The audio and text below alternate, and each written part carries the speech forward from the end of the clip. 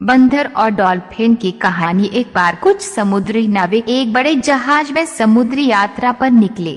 उनमें से एक नाविक के पास एक पालतू बंदर था। उसने उसे भी अपने साथ जहाज पर रख लिया। यात्रा प्रारंभ हुई। जहाज कुछ दिन की यात्रा के बाद समुद्र के बीचों बीच पहुंच गया। गंतव्य तक पहुंचने के लिए नाविकों को अभी भी कई दिनों की यात्रा करनी थी। इतने दिनों तक मौसम नाविकों के लिए अच्छा रहा था, लेकिन एक दिन समुद्र में भयंकर तूफान आ गया। तूफान इतना तेज था कि नाविकों का जहाज टूट गया।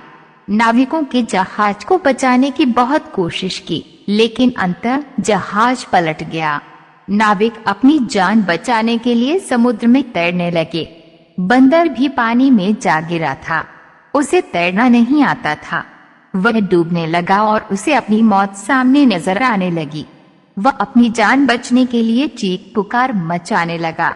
उसी समय एक डॉल्फिन वहां से गुजरी।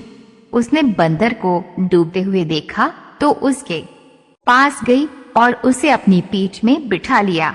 वह बंदर को लेकर एक द्वीप की ओर तैरने लगी। द्वीप पर पहुंचकर डॉल्फिन ने बंदर को अपनी पीठ से उतारा। बंदर की जान में जान आई। डॉल्फिन ने बंदर से पूछा, क्या तुम इस स्थान को जानते हो? हाँ बिल्कुल, यहाँ का राजा तो मेरा बहुत अच्छा मित्र है, और तुम जानते हो कि मैं भी एक राजकुमार हूँ। बंदर की आदत बढ़ा चढ़ाकर बात करने की थी।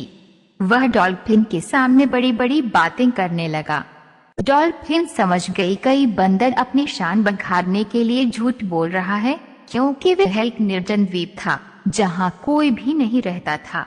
वह बंदर की बात का उत्तर देती हुई बोली, ओह, तो तुम एक राजकुमार हो, बहुत अच्छी बात है।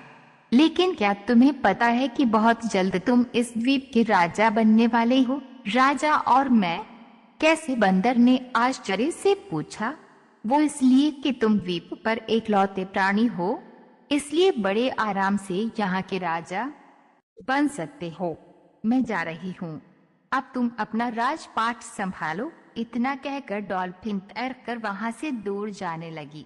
बंदर पुकारता रह गया और उसने झूठ और शेखी से नाराज डॉल्फिन उसे वहीं छोड़कर चली गई। सीख: व्यर्थ की शेखी बखारना मुसीबत को बुलावा देना है।